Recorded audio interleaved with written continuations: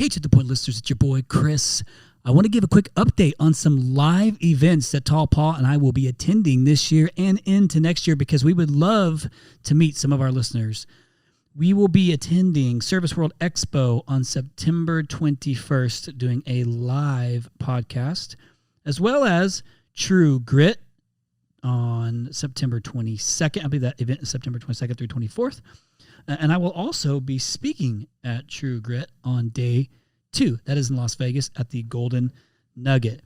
We will also be attending RoofCon, where I, your boy, will be doing a keynote presentation as well as a podcast. We'll be attending AHR Expo. That is February 1st through 2nd, where we'll be doing another live podcast. My special guest, will be our guest that's on the episode today, Mr. Ken Goodrich. We'll also be at the Ream Pro Partner Conference, March 9th through March 10th. That's at the MGM Grand, also in Vegas. And last but not least, Rhino X, the Service Summit. That sounds so cool. It's going to be another banger this year, and we would love to have any of you come up and introduce yourselves to us at any of these events. Now enjoy this episode with my man, Kenny G. No, not that Kenny G, Mr. Ken Goodrich. This is To The Point, a Rhino experience. Voted one of the top home services marketing and operations podcasts. Cutting through the bullshit and getting to the point. Point Home Services Podcast, Chris Yano, and I've got no co-host today, but I do have my friend in the studio today. Is not Tall Paul. Maybe it is Kind Ken. King Ken. None of these work. Crazy Ken. Cute Ken. Cool Ken. There it is.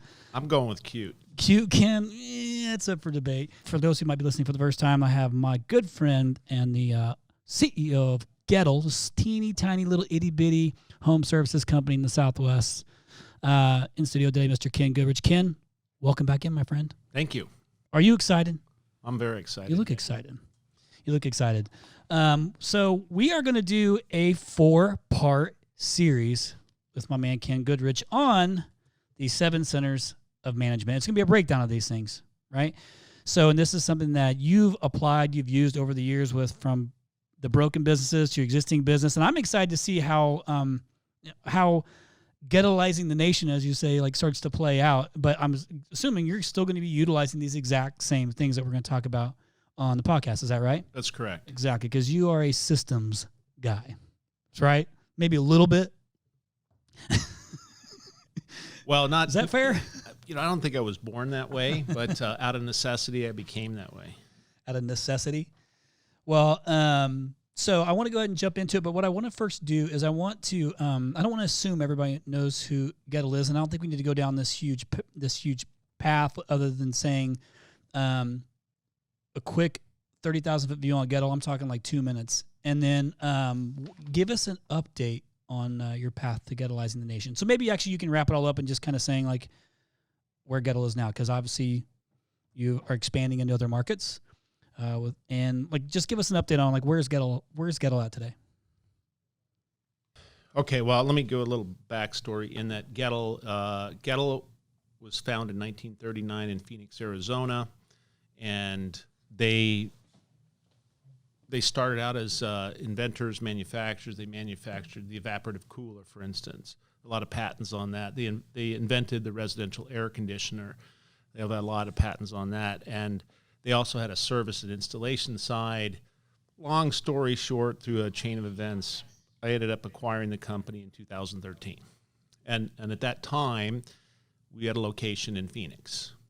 And then we started growing, and we grew into Tucson, Las Vegas, Corona, California, Simi Valley, California, San Antonio, Austin, Orange County, California, and San Diego is our current locations. Got it. So is that on purpose? You trying to kind of stay Southwest and work your way like east, or is it just whenever different opportunities come up that make sense that you might look there, or is there just anything in particular? Like, are you trying to stay out this way? It is a different world in the Southwest. But Texas is not really the Southwest, though. Kind of. But I think that, I started out because I didn't like to travel. So I tried to keep my travel less than an hour or so, right? So that was my first logic. It wasn't, it wasn't a brilliant business strategy. It was kind of fit my lifestyle. So that was the first strategy. And then as we started to get some traction and started to make some meaningful growth and increases in revenues and profits, we decided to get a little more strategic about it. And we started looking at markets in terms of their viability and opportunities. And so that's when we started heading east towards Texas, and then laying out ultimately our vision of Getalizing the nation. Getalizing the nation. So far, so good. We're heading that way, yeah. So let's do this. Thanks for sharing. And obviously, listeners, if you want to learn a little bit more about Ken, go to one of our other 4 or 5. I think we've done 4 additional episodes together. What's a cool thing to know? I think I've told you this before, but in addition to Gary Vaynerchuk's podcast with us, which is, I think, The Outlier, do you know you're the most downloaded podcast on To The Point Home Services podcast? Wow, I had no idea. You know now. So I'm not talking like all of them combined, yeah, but the most downloaded podcast is, I can't remember which one of yours it is. Actually, you know which one it was. It was your the last one that you did on your the change and all that stuff. It was a phenomenal podcast. My favorite podcast that you and I have done. Oh, good. So now I'm going to get to the point, which is the name of the podcast, and people bust my balls about not getting to the point. So I'm going to do that now. Okay. So I want to get into, especially because of the time frame, and talk about these 7 centers of management. And again, we're going to break this down to a 4-part series. But if you would, go ahead and lay out what are those 7 centers, and then we'll start with, we'll just go down the line. Okay. So back in the late 80s, when I got a hold of the book, The E-Myth. E-Myth. In the E-Myth book, they talked about the 7 centers of management attention. And so in an effort to try to organize myself and get my arms around running a business, because me, like most people probably listening to the podcast, my initial introduction to running a business was, hey, if I get in a van and I go fix people's air conditioners, I'm going to make money. I can make money, probably more money than I did than working for Bob, right? And that was the extent or what Michael Gerber actually calls the entrepreneurial seizure, right? And so I'm an entrepreneur and I go out and start doing that. Well, as you continue to grow, there's more challenges that happen. You got to organize yourself and create a business. And doing the work of the business is not being in business. Got it. That was a very good one. Think about this. Doing the work of the business is not being in business. That's solid.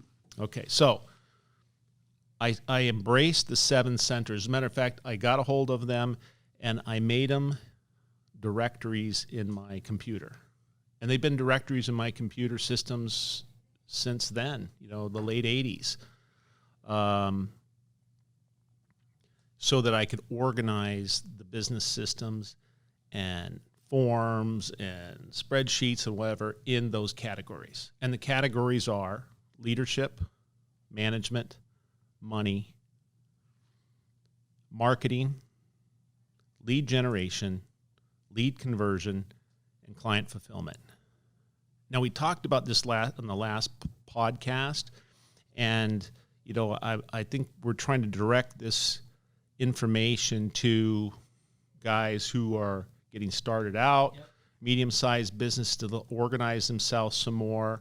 Obviously, more evolved companies probably have, these focuses on the different centers themselves, right? And anytime you want to get into more sophisticated conversations, we certainly can. Today, we're focusing on, building your company, right? So those are the 7 centers, and we're talking about leadership and management today, correct? Yeah, sure. So I have a, before we go any further, I have a couple questions on it. So I think there's probably, I know we talk about, we obviously have a wide range of listeners, and in different, places in their business or working for another company or whatever, wherever they're at. I think there's probably more people who can still relate regardless of size. Because obviously, at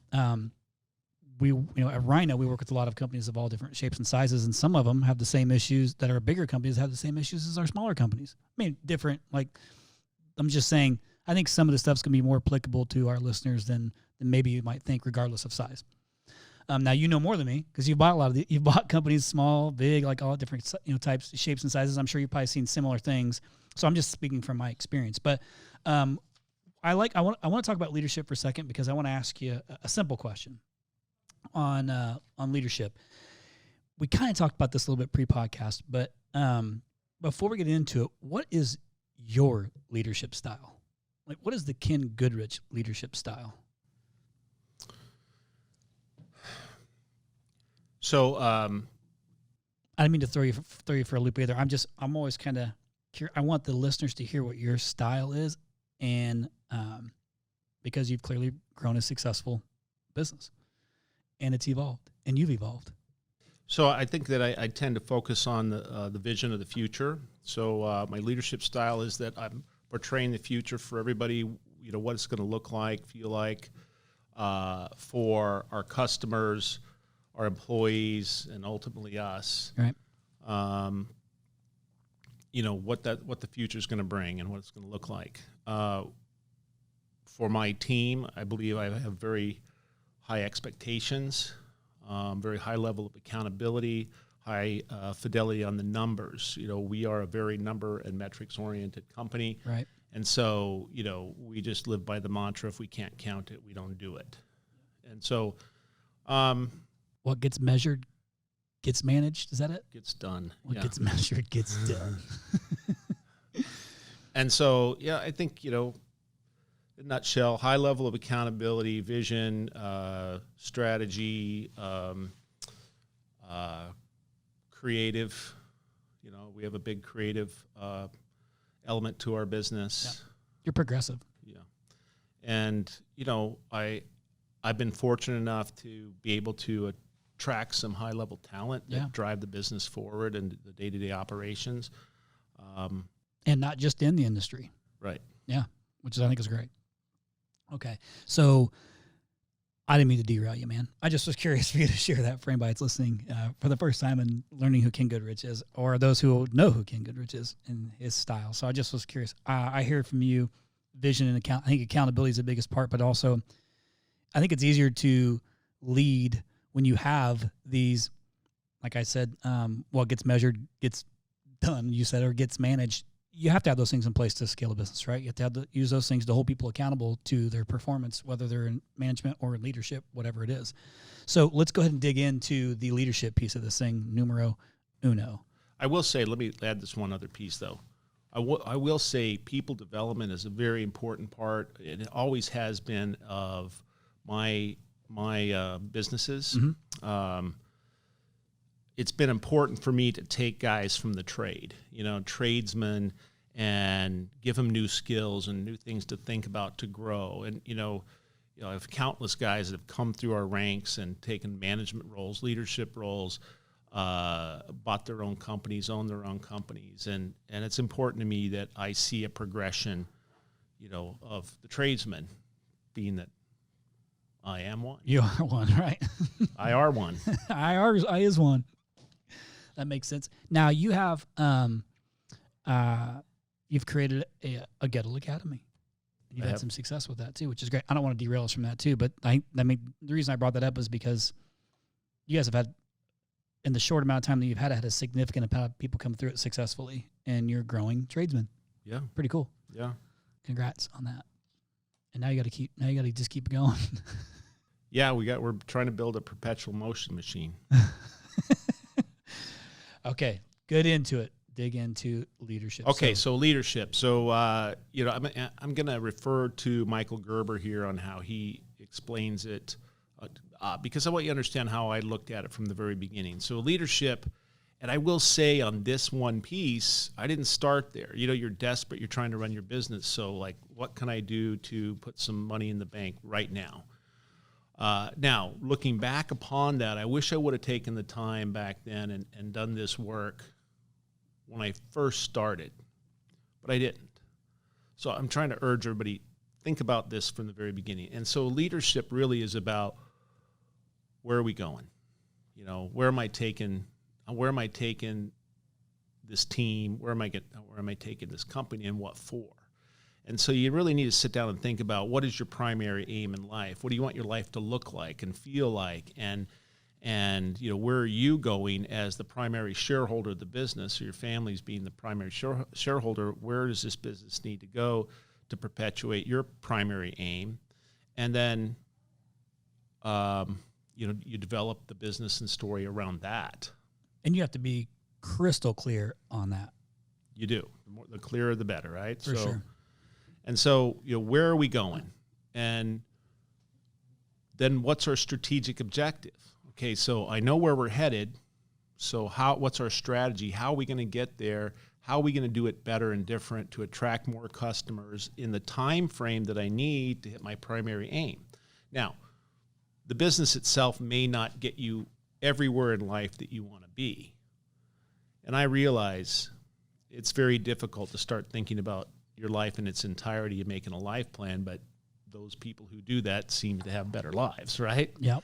And so to really think of your business in those terms, say, okay, from this point to this point, this business is going to do these things for my family and my primary aim, and it could be a stopping point. I want to get it to this point. I want to sell it. It'll give me this much capital to go into this venture, to do this, this, and this, right? So, you know, the nutshell of leadership is, where are we going and how are we going to get there? And, you know, I think sometimes people confuse leadership and management. Well, they always do. And they confuse leadership with being the smartest guy in the room, smartest person in the room. It's not necessarily true. The leader is just the one who can bring the team together and keep them all headed in the same direction towards a common goal, right? Yep. So a lot of guys, certainly I didn't have the skills when I started. And so, you know, a high recommendation is go online, go LinkedIn Learning. You know, take some classes on leadership and what does that mean? And then start thinking, you know, getting access to some of the other tools out there. A lot of people use mission, vision, or vision, mission, minimum primary visionary, MPVs. And so to lay that stuff out. But I would suggest that you get some training in that, you know, to understand what your role as the founder of the business is, the leader of the business, and start focusing the enterprise down that direction and document it so you have a guide. And it doesn't mean it can't change. You can always change directions, but you got to get it laid out for yourself so you know we are heading this way. Yeah. A couple things on that I want to touch on. I think that you said one thing that's important, how is you don't always want to be the smartest guy in the room. It reminds me back to, ironically, when you and Michael E. Gerber were in here and I made the mistake of putting your name over his. You remember that? Yeah. But we went to like this little private thing that Michael was speaking at that had Brad Lea there. It had Robert Kiyosaki. And we went to it, and you know, people were sitting in that room, obviously who knows what. I mean, it was a small group of us, but you were in there listening and asking questions. And I think what I can appreciate is that I feel like you're always trying to be a student still and still trying to learn things. And you're asking thoughtful questions, because the question that came up that I've never forgot was about documenting culture. Remember that? Right. And so I think that's one thing that I appreciate is that, you know, that you are constantly trying to learn, even though you have a ton of knowledge. The second piece of this I want to acknowledge is, I think you'd said it, leadership and management is different. What is like the 30,000 foot view difference on like, or maybe even the fundamental difference between being a leader or being in leadership or being in management? So, you know, the leader is playing at the 30,000 foot level. here's where we're heading. I'm looking at the landscape. I'm looking for new opportunities. I'm keeping us away from danger. I'm thinking about the structure of the business, getting new information, things like that. A manager is a day-to-day routine of holding the team accountable to their business systems, right? Or business processes, running the process and keeping score and keeping them motivated and heading down that direction, and more of on a micro level, I would say. The strategic objective. No, I think the leader is a executing. strategic, the manager is more of a tactical role. Got it. Execution on vision or the where we're going. Right, Got right. Yep. And back to that conversation of what's the guy's name? Kawasaki. Robert Is it Kawasaki, It's like the motorcycle? Kiyosaki, I think. Not Kawasaki, it's Kiyosaki. Kiyosaki. And he wrote Rich Dad, Poor Dad. Right.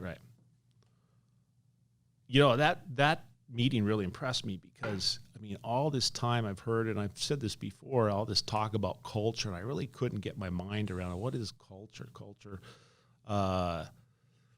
It seemed a little touchy-feely for me at the time. I don't know. But what he really cleared it up for me, he said, culture is a business system. And it's just really can be simply a document that says, this is how we conduct ourselves here. This is who we are. Yeah. This is how we do business. And obviously there has to be some accountability to that. Certainly. But, that's culture. And that really cleaned that conversation up for me. And it's something that I think that most business people can understand, right? Mm-hmm. But you do have to have that stuff. This is how we operate. And that way you can scale the business. You don't have to be there for every single decision to make sure that it follows your cultural guidelines or how you want the company to conduct itself, right? Yep. And you can, it's manageable. It's in black and white. It's manageable. Like, this is how we do business. And then I think culture looks like a bunch of different ways. Looks like a bunch of different things, but that's the part that stuck with me too. Yeah. Is this documentation piece of it. Yeah, so I'll go into businesses now. People will start bragging about their culture, my culture, and I'll say, okay, well, can I see your culture document, or can I see it so I can see if there's instructions on your culture? Or Yeah, we've had this for years. But no, it's like, know, well, no, it's a feeling, and it's just how it is around here. It's this mystic place, which I don't buy, And right? I get, because you're a systems guy. Like, it's got it. I understand. I can understand part of it. So I'm not going to say I'm 100% all in on that, because I am a big culture guy. I don't know that mine is on a piece of paper documented out for everybody to see, but it's certainly something that we talk about often in our leadership meetings and our management meetings and all this other type of things. So yeah, I don't want to reduce it to a piece of paper. Don't get me wrong. Certainly it has to be acted upon. Yeah. But without some sort of process, some sort of document, declaration, the culture will go away without the prime leader leading that culture if it's not written down. Spoken like a true leader. And that's no different than any other business process in your business, right? If you're going to run it by policing everything today, if you're going to run it by policing every decision that goes on your business, like a shopkeeper, then I guess your culture will hold up. Yeah. But the human can't do that for very long. Right? So actually it got me thinking about something around leadership with your leader. How do you manage leaders? Because I'm trying to understand the gap on, we have upper management on our teams. We have an executive team. We have, I think, leaders in, I can't remember if you and I talked about this before, but I was in one of the meetings that we had in New York with Gary Vaynerchuk, and we talked about leadership on who is the right leader it can matter for the right thing or the right moment or right decision that's trying to be made. You basically take the person who has the most skill set, and you got a 1A and a 1B. And your 1A is, this was something that was given to us because obviously my wife and I I'm the CEO, she's the COO, but really we're equals in this business. And it's some decision she's she's more of leader. Like some things we do, she's more of leadership role than I am, and I'm in different role. Some things I'm more qualified to make those decisions on than she is. But how do you manage leaders? Like, what do you do? How do you manage leaders? So what I do when I have our real key guys in the business, men and women, I just give them, here's your field to run in. Try to make it a big open field. You run in that field, do some things. Here's the direction. Here's your goals for the year. Here's where the company's headed.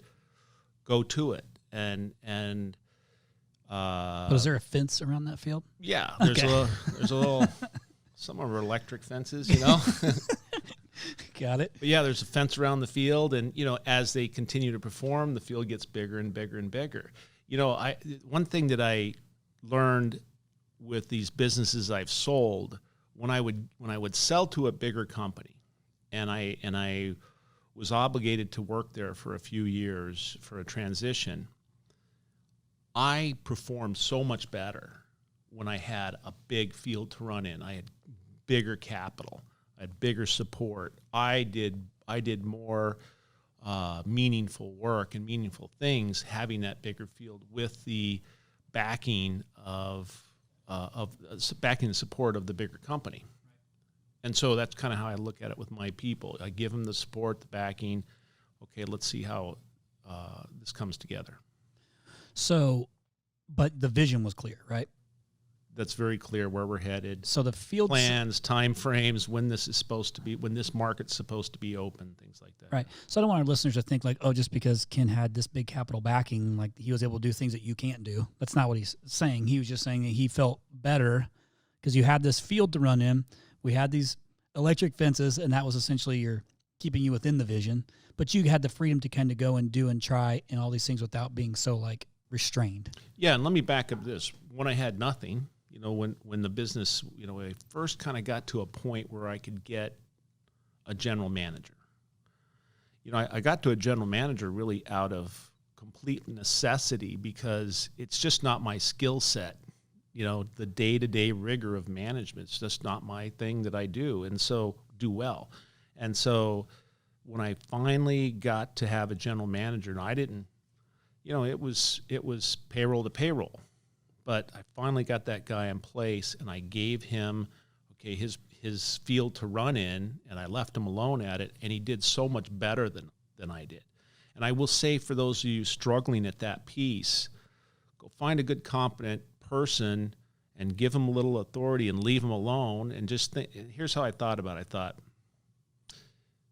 Because I found myself second-guessing decisions in the beginning, and I thought, I just have to operate like this. Is this decision going to close the business or not? And I rarely found anyone that did, so I would let them go at it. And I would just back off, and I got more comfortable with that. And I found that most people managed the business better than I did, even making decisions that I wouldn't make. They still had a better outcome than me trying to show up every day and do it, which is not my natural thing. You follow me? I am, yeah. So we've actually kind of mixed in leadership and management into this thing accidentally, I think. But it kind of goes hand in hand. I think with the two are working so closely together to really continue to drive the vision and do all the management, the details and things like that.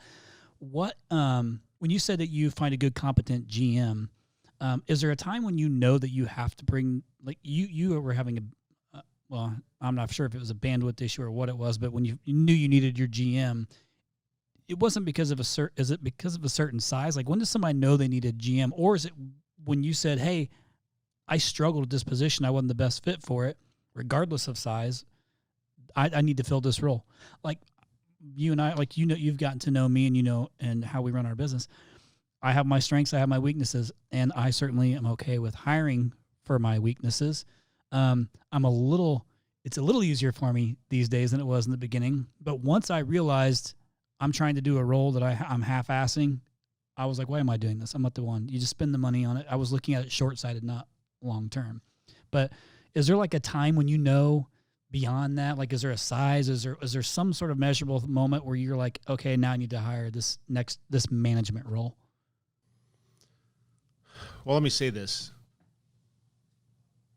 Just because you founded the company does not mean that you're the best choice for president of the company, right? Yeah. There's a lot of people who found companies and they raise capital and they put business systems together and they hire GMs and presidents and CEOs and all the stuff and put it in place and the business works and they are the innovator, the founder, the leader. Here's where I want it to go. Now, most of us didn't come with those skills or background to get to that place. Yep. So, I've said this many times. A lot of guys probably would have done better or do well by saying, I'm going to manage the production. I'm going to manage the client fulfillment side of the business. I'm going to be the VP. I'm going to be the chief operating officer or something like that and make sure the work gets done. And then I'm going to hire a better leader than myself or a better manager than myself. Now, that takes a lot of self-restraint, low ego, brains to do that. But I think that's a viable option for people sometimes to think about. I am not the best person to manage an HVAC company, a day-to-day operation. It's just not my nature. That's fair. Yeah. So, but you know that. So you had to be self-aware to make sure you know that to make that decision. Right, too. right. And so the element of management, I'm not sure. I think I got off on topic. What was the specific question? Well, actually, I think it was when's the right time to bring on somebody for the position. You kind of went down that path and then we derailed, but it all worked out. It's working out. Yeah, I mean the right path is when it's a span of control issue, and when you just can't get to everything, right? When sales isn't always the answer. Now, if you have plenty of capital, you create a year 1 org chart, year 2 org chart, year 3 org chart, and you run negative cash flow for years until all of a sudden, you've built the infrastructure and the team around the business that it catapults into a profitable state, AKA Amazon. Right. Good point. That's a good, that's a good example. Yeah. That worked out. And so, when I think about management, though, I didn't really realize this until, actually the Gettle, really this Gettle project that we've been working on. I realized that I needed to have an outlet to train our tradesmen, technicians that move to supervisors, that move to managers, to train them the art of management. Because management is no different than being a tradesman. It's a skill. You need to understand it. You need to learn it. You don't just become a great manager because you are. Some people have better talents at it than others, but there's a strategy behind it. So I signed up with a company called MAP, Management Action Programs, in Newport Beach, California. And, I went through the course, 3-day course, and then they have a facilitator that comes to your office every month and facilitates a vital factors meeting, they call it. And it's really to bring the whole team together on a management system. Okay, here's how we manage our people here. And I don't know how many people we've sent through it so far, more than 50. But we use that to get the introduction to management, and then we follow their processes in terms of job descriptions, all the metrics, performance reviews, performance improvement plans, all the things that you have to do to really effectively manage another human being, right? And so it was a system. We signed up for it, we started implementing it, and we use it every single day. So that has built our management, which goes to the point of this whole podcast, this topic, in that management is a skill, right? And so you just can't take a guy out of the field, which I've done many times, too many times to mention. Take a guy out of the field, I take my best tech, make him the service manager, and he's a bust. Right. And now I have worse skills out in the field and a bad manager, right? And so you got to understand that management is a skill. Management isn't necessarily the best performers either. All the best performers, they want to be the manager, but that's the worst place for them, right? And so, I would advise everybody to kind of get themselves in some sort of management training for themselves to begin with, so you understand it, understand how it works. What are the building blocks of managing a human being? And then what's an ongoing training and system that you can implement inside your business so that you can train your other people to be future managers? Got it. So something I heard you say is you can be the best player, but you might be a shitty coach. Right. But you can be. You understand the game. You understand what needs to be done. You understand the work ethic that needs to go on these things. But I 100% agree that management's a skill set. And I openly say this to really anybody on my team that I have not historically not been a great manager. And it's because I missed some of the fundamentals of what I think is great for a management position. And that is holding people accountable. And it's not because I don't want them held accountable. I just know that my strength is more so in the vision, the strategy, the chasing technology, the fun stuff, if you will. But I've had to take and learn how to be a better manager because I do manage people. I manage some of my leadership team. So I have had to slow down and take the time to learn how to be a better manager, even though I didn't want to. You kind of get pushed into it, really. I mean, if you really want to be good, and if you really want to be great at your job and great at actually helping those who I'm trying to manage, I have to take the time to learn how to be a better manager. Yeah. I got the book, The 1 Minute Manager, years ago, right? I can read. Tell me this. The 1 Minute Manager. If you just get the 1 Minute Manager and you follow the 1 Minute Manager book, if you just did that, you'd be better than 90% of all managers in all business in the world. Just that one little thing. And it's very, very simple process. And so, before we signed up for MAP, that was, okay, you want to be a manager, let's start with here. And we started working on that book. And it's just some really basic fundamentals. So, I would advise anyone getting their business started or hitting walls, for instance, getting to a size where you're kind of hitting walls, go find some access to some education on leadership and management, and certainly just understand it. What are the fundamentals of those two roles, and what is the type of people that I need the characteristics of the type of people that I need to put in those roles, and who do I have, and things like that, and start directing it that way instead of fighting it all the time.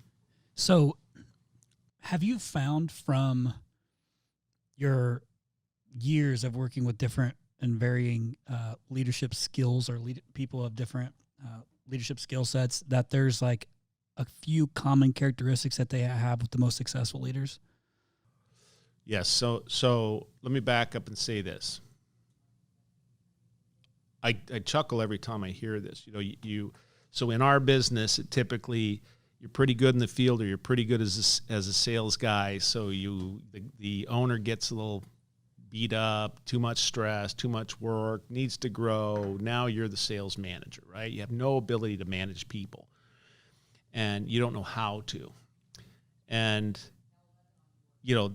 that has its shelf life, and these guys get passed around from shop to shop to shop. But in their mind, they're managers. Like, I was promoted at one time to be a sales manager for Joe's Refrigeration. So now I'm a sales manager. I'm no longer a salesman or a tech. Now I'm moving on, right? And they get this moniker to their name, and then they start peddling themselves as this manager, and they get passed around to every shop because they don't have the skills to do it, and they don't understand this. They just right? got a title. And then the owners don't understand. They're like, well, I'm taking this guy that used to work at Joe's, and he was a manager there, so he can be a manager here. Not true. That's, Yep. So, we all got caught up in the, lack of education of our industry, right? We all get caught up and we keep passing these people around. So I can't stress enough, get the education to understand what it is to be a manager. So the best traits of the manager, obviously, very organized person. I would say, a numbers person helps, because, you have to manage by metrics. Certainly a person who can get along with all sorts of personality types, isn't just one way. In managing people, you have to speak to your audience, right? And you may need to be talked to different than somebody else or influenced in a different manner. And so I would say leadership is influence and management is more a support role. I'm supporting people to get them what they need to do their job and get accomplish the goals of the enterprise. Leadership is influence. Management is support. That's good. Man, you're smart. You're educated.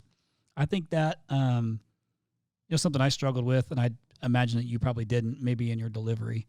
I could be wrong, but it's being okay with sharing constructive truth versus like comforting lies to somebody, just because it's hard to deliver. When somebody, if somebody did something wrong or whatever, you still got to, like you use the word accountability. That's really what I think it falls under, is holding somebody accountable to whatever the vision, the task is, the job is. I mean, client fulfillment is client fulfillment based on these things. But I think it's, that's hard to do, because if you don't have that, like I'm a very empathetic guy. I care, I feel about people, but at the same time, I let data and numbers tell the story, because those are the facts. And so because I'm a feeler, Ken, and I can't run a business on feelings, I have to use the facts for me to share those constructive truths, because it's coming from a place of, hey, you didn't do this thing right. Here's a mark that you missed. Here's how we can do that differently. Here's how you can change it. And then you got to hold them accountable. It's just some people don't have that skill set. They might be a good manager and lack that piece. So that's a trained skill set. Wouldn't you say? Like, I had to learn how to feel comfortable sharing constructive criticism. Yeah, that's a big one. Huge. That's a big one. And but I'm just I'm the opposite in that I'm not really a feeler. I know. I'm all about the numbers, and that trips me up from time to time, right? I would say, well, that's why I said, like, I'm pretty sure you handled it differently than me. I had to learn that piece. I think it's actually easier for me to have learned how to overcome that than you, mainly because I think it's hard to become a feeler if you don't have that in you. But I've seen a nice little change happening with you. We talked about it in the last one. Yeah, you softened me up. You're welcome. Everybody, listener, if you've met Ken Goodrich, you're welcome. I was part of the change.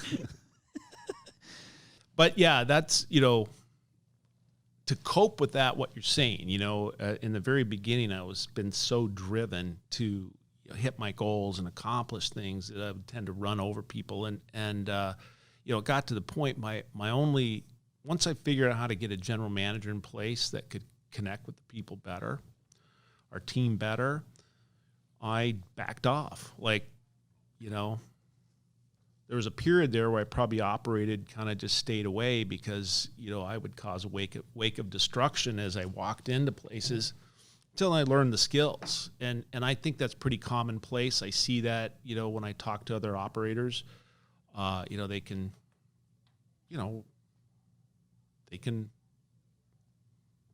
be less empathetic than they probably should be to maintain a team environment. And so, I can't stress enough, get the education before you start your business if you can, if you have the time frame. Real easy way is for leadership. A great book that I've read many times is The 21 Irrefutable Laws of Leadership. And then for management, the 1 Minute Management. If you just armed yourself and knew the volume of information in those two books and you could operate there, you'd be one of the best leaders and managers in this industry. If you just did that, meaning that we have a very low bar right now in our industry. Sure. As we continue to evolve, the level of leadership, the level of management, sophistication is going to continue to improve, and it'll lead to change, right? But right now, if you know those two bodies of work and can execute on them, you'll be one of the best. So leadership, management, money, marketing, lead gen, lead conversion, client fulfillment as the 7 centers. We just hit leadership and management. Those two have to be in place to make the other stuff work. They do. I mean, the money's the next one, and that's going to be a series on its own. I know you know a thing or two about it and managing it and making things profitable, but also taking companies that were in despair and turning those things around. Yeah, so let me give me a quick overview. I know we're about done here, but yep. So leadership, obviously, where are we going? Management is all about the people, because you can't do it by yourself, right? You can't be a leader without a following. Right. So, I got to put a team together. This is how I manage them. Money, which is a byproduct of all the work of the business, doesn't really necessarily mean the cash you take home. It's how do you manage the money inside the business, Exactly. How do you collect it? How do you pay your bills? What do you do with it? How do you organize it? How do you count it? All that stuff. Marketing. And when I say marketing, this is not lead generation. This is not what you do every day. Marketing is the brand. Who are you? What are you about? What is the public or potential customers going to think about you by seeing or hearing from you? That's marketing, your brand, right?